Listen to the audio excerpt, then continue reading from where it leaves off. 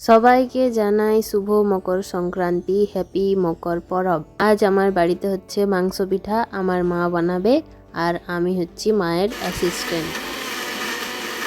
এই যে দেখো আদা রসুনের পেস্ট করে নিয়েছি। আজ আমি দেখাবো তোমাদের মাংস পিঠা কিভাবে তৈরি করা হয়, পুরো প্রসেস। এই যে চালটা ভিজিয়ে রেখেছিল মা অনেকক্ষণ, তারপরে এটা জল ঝরিয়ে এখন আমি মিক্সিতে এই যে পিষে নিচ্ছি, চালটা গুঁড়ো করে নিচ্ছি। তারপরে চালের গুঁড়ো দিয়েই আজকে হবে মাংস পিঠা। তোমাদের কার কার বাড়িতে কি কি পিঠা হচ্ছে একটু কমেন্ট করে জানাবে।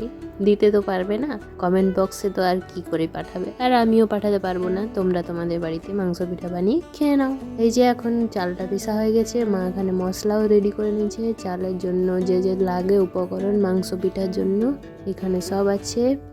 এখানে প্রথমেই দিয়ে দিল চালের গুঁড়োটা, তারপরে এটা হচ্ছে কাঁচা লঙ্কার বাটা পেস্ট আর কি, যে যতটা ঝাল খাবে বুঝে শুনে দিও। তারপরে হচ্ছে আদা রসুন পেঁয়াজের পেস্ট, পেঁয়াজটা একটু কম হয়ে গেছিলো তাই মা আবার পরে দিয়েছে। আর যেটা তো মাংসটা তো লাগবেই, মাংস পিঠা কাঁচা মাংস দিয়েই মা বানাচ্ছে। এটা নুন দিয়েছে, আর এখানে এটা হচ্ছে মশলা, এটা সিক্রেট মশলা। তোমাদের বাড়িতে যা যা মশলা থাকবে সেগুলোই দিয়ে দিও, জিরা ধনিয়া কী থাকে সব। আর এইটা দিল সরষের তেল।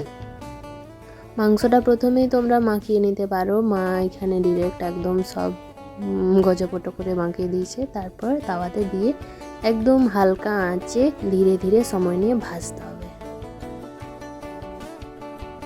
তারপরে এই যে রেডি মাংস পিঠা। এটা মা বানিয়েছিল গাজরের হালুয়া আর নলেন গুড়ের সন্দেশ।